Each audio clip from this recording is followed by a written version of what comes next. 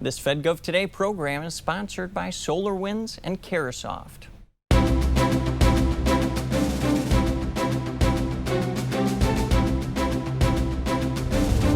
On this edition of FedGov Today, AI at the tactical edge. The Army takes the next big step.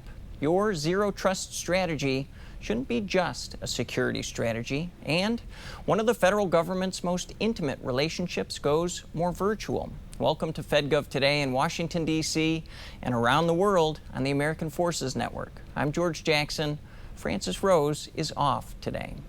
The Army says it's making a big shift in AI. One of the reasons it says it's emphasizing what it calls a distributed AI architecture is to, quote, maintain decision dominance in denied, disconnected, intermittent, and limited environments. Gabe Chuley is Enterprise Cloud Management Agency CTO for the U.S. Army. Gabe, welcome. Let's kick things off with a question about continuity. Your former colleague, Leo Garciga, moved on to greener pastures. You're the connective tissue here. What do you see as sort of some of the top priorities that are going to continue from Mr. Garciga's tenure as CIO over at the U.S. Army? Yeah, no, it's a great question. Obviously, I think you've seen us in the past. We've spoken together. We've been in events together. It's been really big for us to make sure we keep driving that modernization, right? The Secretary has put out a lot of big initiatives. You've probably heard of Project Daria. You've seen Operation Jailbreak, all these big activities that we're kind of hammering down. And so obviously continuity is really important when you're taking on these big objectives. So the idea behind this is that we are able to ensure the forces obviously continue to move forward, but how do we push that modernization drive forward without really like a large gap in knowledge of space, what policies we want to shape, and just relationships in general across the force. Cybersecurity is one area where you're hoping to make a big mark. Talk to me about that. Cybersecurity is obviously like one of those aspects that we get called out a lot in the Army is it's got to be cybersecurity, or just generally speaking, how do I do business faster, better, with the U.S. Army. We are a very big service. Over 1 million people that are actively kind of engaging with technology on a very regular basis. One of the big initiatives is continuing to drive cybersecurity reform. How do we drive towards like what we're looking at today, which is the more AI-enabled workforce? How do we drive towards a more AI-enabled capability set across the forces? And then how do I even use those AI capabilities to help fundamentally look at how do we adopt? So from a cybersecurity perspective, there's kind of a couple different areas that we're looking at. The first thing is, like with the new AI-enabled threat that we face, you've heard of Mythos and all these different kind of capabilities Sure. that are driving kind of the new AI-enabled threats. We are actively trying to find the best mechanisms to look at the technical threat, right? Less about the documentation and really driving towards what are those technical ways that we can make a very clear distinguishing understanding of what the technical kind of threats, what they look like, what that landscape looks like. We are, I'll say, shifting the mentality from kind of, not going to say documentation, because that's not completely classifying it, but how we actually really observe our threats. And how can we actually make sure that we have a very consistent way to action on those threats and make really informed decisions? When you have such a large landscape as the Army does, there's lots of little, different ways for a threat to kind of look at the U.S. Army. So we are consistently trying to evolve that. Another area is kind of how does industry work with us? One of the most important features for us is bringing industry in, quickly having them so they can adopt into the United States Army's information technology systems, and then how do we make it so they can really get into the hands of the soldier much faster? So, a lot of people you'll see in the news, or not even the news, but just in forums and in industry, like it's always been like 18 months to be able to work with the United States Army, Yeah. and my drive is to figure out how to get that down to like weeks.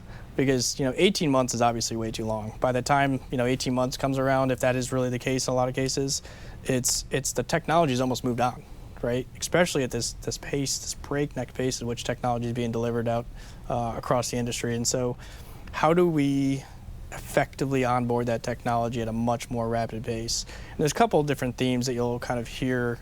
One of the big pieces is, how do I make information more consumable for those vendors that need to work with us? How do I very clearly outline? A lot of times the vendors just don't know the process to work with the United States Army.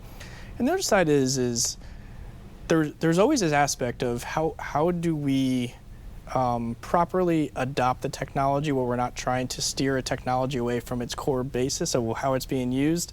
Because that's technically, I always look at that as what introduces those weird cyber nuances that we actually get tripped up on. Is we took a product that's meant to make boxes and we're like, we can make cups too if you think hard enough and you adopt it weird enough.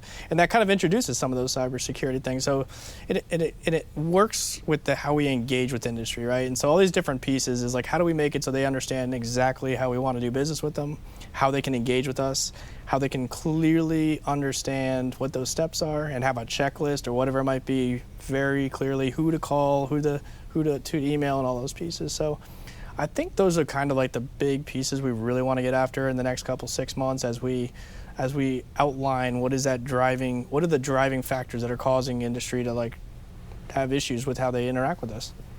You mentioned this a little bit, Project Aria, but there's more and more focus on those DDIL environments, on getting that decision advantage, that speed of information to the edge. Gabe, could you talk a little bit about that and maybe layer in where artificial intelligence comes in the future? Yeah. Got to remember how many months it was ago now. Around August, September timeframe, quite a bit ago, the secretary had this AI-TTX, and out of that AI-TTX, we clearly outlined that there was a need to figure out how to do AI, from enterprise down to the tactical edge. Project Aria was meant to be a way for us to assign it and really get after that project. So it was called Team Black, which was meant to kind of, I don't even know why the color was chosen for that one specific effort, but the general nexus of that effort is, okay, we understand how to do AI at the enterprise level, but now how do I allow a warfighter at the tactical edge that's not, no understanding of what's at the enterprise level, really apply AI into his daily kind of workflow? So the Deputy Undersecretary of the Army, he says, I want it to look like a warfighter is going into the arms room, pulled out a weapon, and is able to operate that weapon and how they do their daily business. How do I apply that same logic to using AI? And so Project Aria spun out Team Black, which now the capability is called the Model Armory. And to that same extent, right? It's an arms room. And we are trying to make that capability where we are able to simplify the process in which a warfighter is able to adopt AI, deploy it to his local device, not having to worry about the very technical steps of like, how do I run a container or what GPUs do I need? All that stuff we're trying to make it very simplistic for a warfighter to turn on AI and have it really focused on his mission need at the time. Gabe Chuli, thank you so much. Absolutely. That was great. You can read more about everything Gabe and I talked about on today's show page at fedgovtoday.com. Up next, your zero trust strategy shouldn't be just a security strategy. FedGov Today continues in a moment.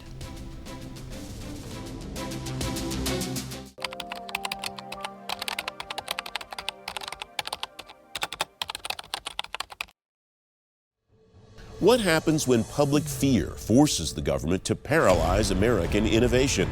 Episode 3 of the 4 Futures of AI, presented by EY, takes you to Constraint. It's a cautionary tale of heavy-handed government restrictions on public and private sector technology. As the U.S. slams on the regulatory brakes and overregulates the tech industry, it risks stifling economic growth and ceding global technological dominance to sprinting foreign adversaries. Watch Constraint, June 7th at 10:30 a.m. on ABC7 in the D.C. area, or stream worldwide at 4futures.ai. Innovation doesn't wait, and neither do we. At Maximus, we solve problems, streamlining operations, delivering solutions at speed and scale that drive measurable results. From strategy to execution, we simplify complexity, building trust through expertise and innovative technology. Every service, every time. Efficient government delivered. We don't follow innovation, we drive it. Maximus.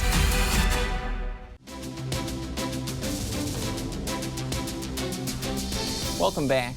The National Security Agency says it intends its new Zero Trust implementation guide, quote, for enhancing enterprise cybersecurity posture across the government. Agency security leaders implementing Zero Trust strategies tells FedGov Today Zero Trust isn't just helping them with security. Brian Chamberlain is Business Development Lead for Public Sector at SolarWinds. Brian, welcome. Great to have you here. Yeah, thank you very much. Pleasure to be here. So the phrase you used before the cameras got rolling was paradigm shift, that Zero Trust is not just a check-the-box exercise. What do you mean by that? Yeah, I think that's that's a really great question. So with Zero Trust, when we look at the way that we used to do cybersecurity previously, I mean it was kind of like everything outside the boundary, as long as you were secure and then you had the credentials, say, to get inside the network, then you were in, right? It was unfettered access. You got behind the red rope. Whereas now, what we have to do is we have to assume that the enemy is, or adversary, nation state actor, whatever, is already inside of our network. And the challenge is how do we operate with the with these vulnerabilities and threat actors inside the network, while at the same time being able to carry out our critical mission functions within each organization. So that's really the real challenge. And that's what Zero Trust intends to do, is it is operating within a network environment where we have to continue day-to-day operations despite the fact that there are threat actors within our network environment. Even if there are no threat actors within our network environment, we have to assume that they're there. And that's part of that paradigm shift. The cultural implications that you outline there, certainly very important. The NSA reference that I made at the top of this segment outlined a few challenges in a press release that they put out recently, and I'm going to list off a few of them. Requires engagement and cooperation from senior leadership all the way on down to users. Transition from stovepiped IT, which to me seems particularly challenging. And agencies are on different Zero Trust starting points. Some agencies are further along in that journey than others. But let's key in on stovepiped systems. Is that as big of a challenge as I'm reading it here, Brian? Yeah, I think it really is a challenge, right? And one of the reasons why I think we've gotten there is over the years, we have network environments that were, originally developed on, old coding that didn't have the telemetry data and so forth, but they may still be mission critical, in order to carry out those functions of that federal organization. And so as time has moved on, there are other components within that agency that that have aligned themselves to more modern technology. Now, when you put all of this together, it creates stovepipes. And so, the real challenge is how do we begin this Zero Trust journey while at the same time addressing the fact that we still have legacy systems within this network, environment.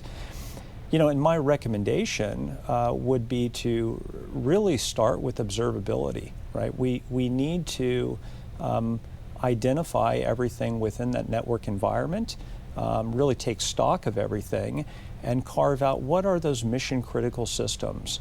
And then even take it a step further, and of those mission critical systems, which ones are still reliant on legacy technology? Now, there are things that we can do, measures that we can take, such as microsegmentation, in order to protect some of those legacy things. And then as we go through that modernization process, we really need to take a phased approach. This isn't a all or nothing. It's not a light switch where we say, here's all the technology that we need in order to implement, and then once we implement this, now we're safe, right? To do that, I think would probably introduce a lot of vulnerability, right? That we caused ourselves, not necessarily from a threat actor. So we have to take this phased approach as we modernize. And so earlier you talked also about senior leadership and how everyone's kind of involved with this. A big part of that is budget. How do we align our budget in order to address this zero trust journey that we're on? Well, I think that we need to really take a hard look at what is mission critical and the dependencies of those mission critical functions that an organization has, and really start with funding that piece of it first. So, Brian Chamberlain over at SolarWinds, sir. Thanks so much. Yeah, thank you. You can read more about Zero Trust on today's show page at fedgovtoday.com. Up next, one of the federal government's most intimate relationships goes more virtual. FedGov Today continues in a moment.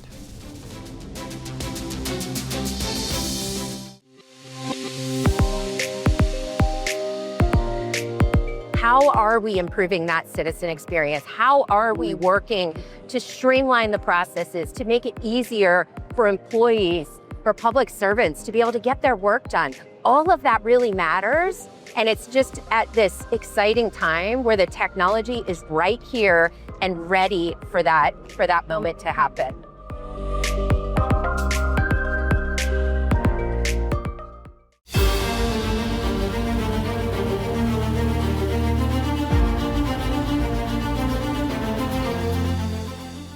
Able to really concentrate on the mission and how do they add value from a CFO perspective. And so EY, we have really taken this sort of blended approach around how we work with agencies by utilizing some of our AI tools.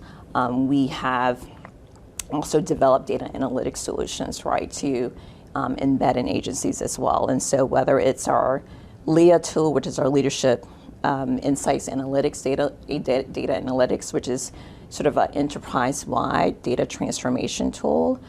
We have our public funds management solution, which is really a blockchain. We're very excited, a blockchain solution that allows us to trace funds across the organization.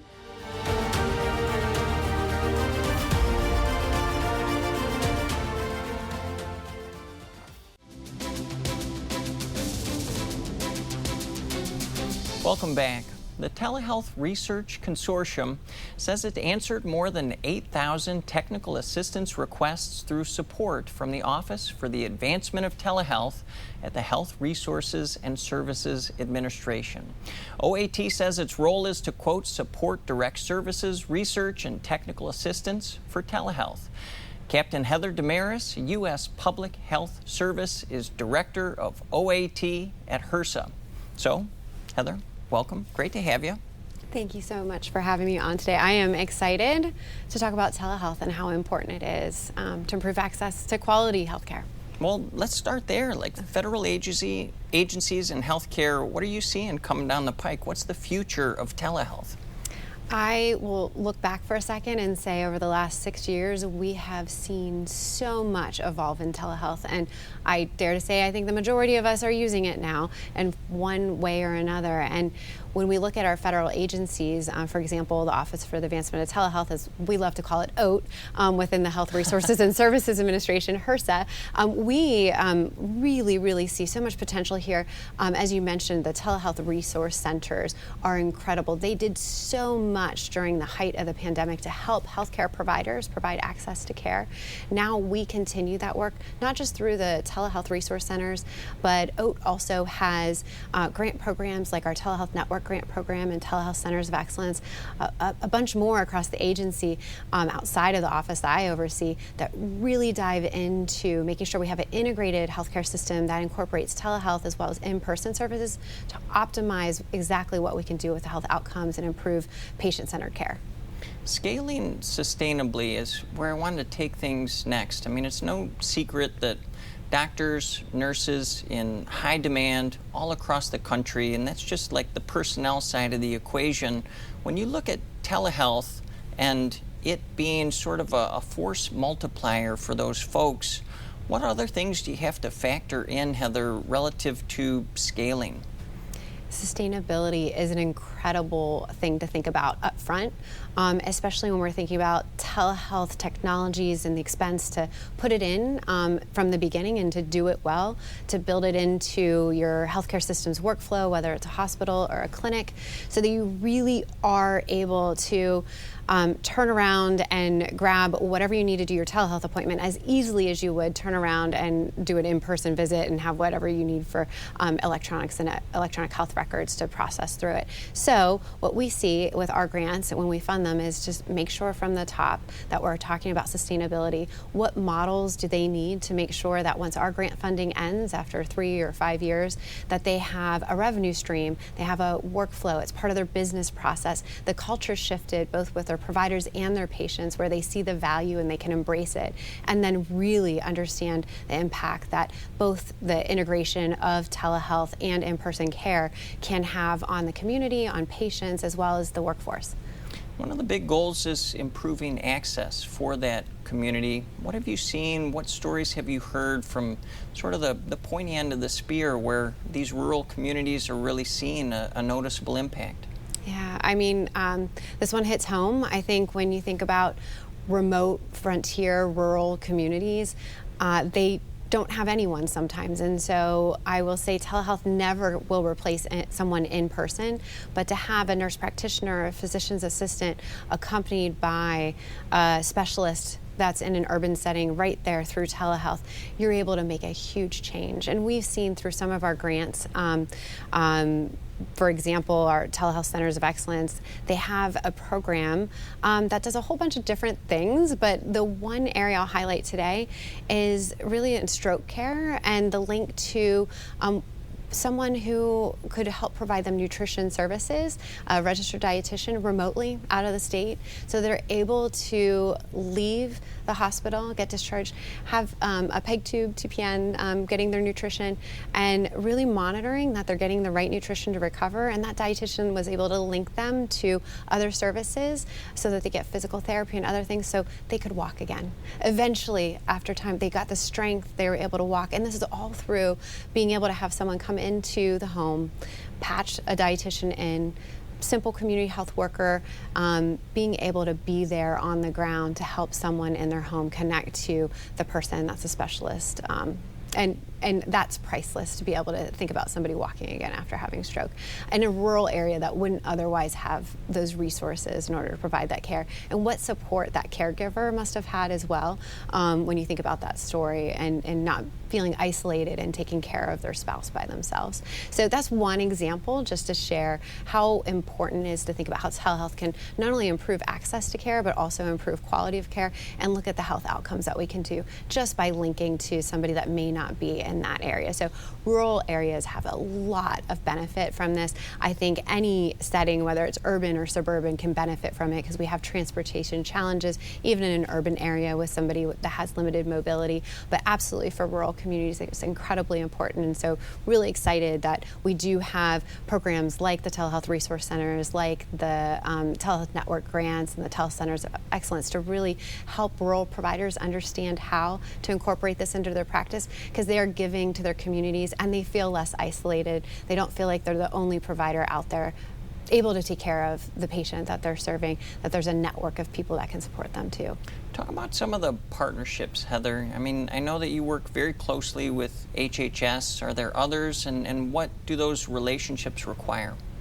Well, telehealth is all about building relationships and connections. Rural communities especially, collaborations on the ground and forming consortiums is such a key part of what you do in rural. And across government, it's the same way.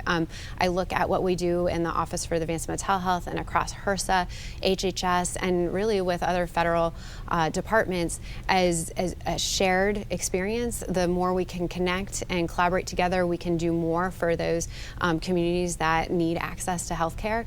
When I look at, we have a program that we have, our federal consortium within government, where we link to other federal partners across all departments in order to just share information about what's going on in telehealth.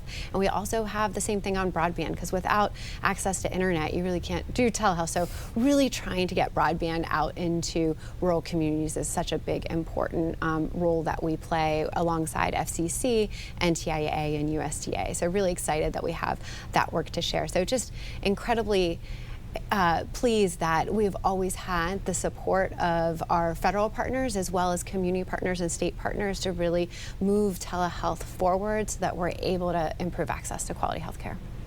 In the final seconds we have here, I'll note you've been with HRSA since 2003. I mean, you were there for the rollout, administrator of it for the website in 2020 during the pandemic. Like, you've been at the front edge of telehealth for a really long time. Why so passionate about it? Give me some closing thoughts. Yeah, well, you know what, it has been a while, and I never get bored. It is such, there's a new challenge every day, and it's so rewarding.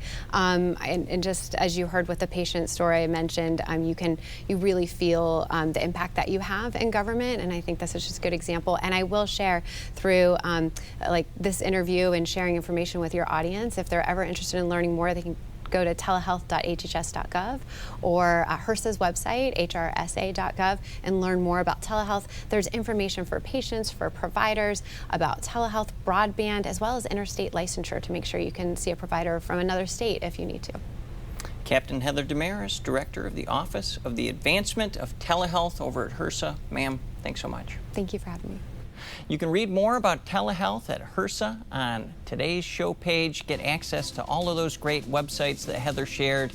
That's at fedgovtoday.com. We'll continue in a moment.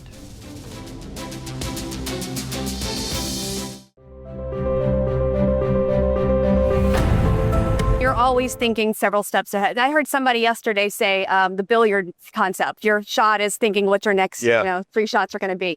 It's the same premise. So you are pre-programming into your test scenarios possible attacks, like cyber attacks, like hardware failure attacks. So because we have large graph databases and these other things where we can collect all this data from things breaking, we can start to get smarter on how that happens, and we can do a predictive analysis. Federal agencies face growing cyber threats, tighter budgets, and increasing pressure to do more with less. Smarter security for efficient budgets and teams. The Tech Transforming Government Ops explores how government and industry leaders are modernizing cybersecurity operations, improving visibility across hybrid environments, reducing complexity, and using AI and automation to strengthen mission outcomes.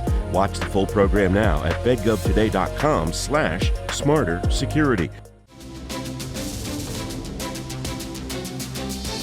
Welcome back. In today's Event Spotlight, Episode 3 of the 4 Futures of AI documentary is coming next. Today, it's the constraint scenario. You'll explore a future where the speed of innovation hits the brick wall of public opinion. It's on ABC7 in just a few minutes at 10:30 a.m. You can watch it on demand, too, at 4futures.ai. FedGov Today TV returns next Sunday morning at 10. Thanks for watching. I'm George Jackson. Have a great week.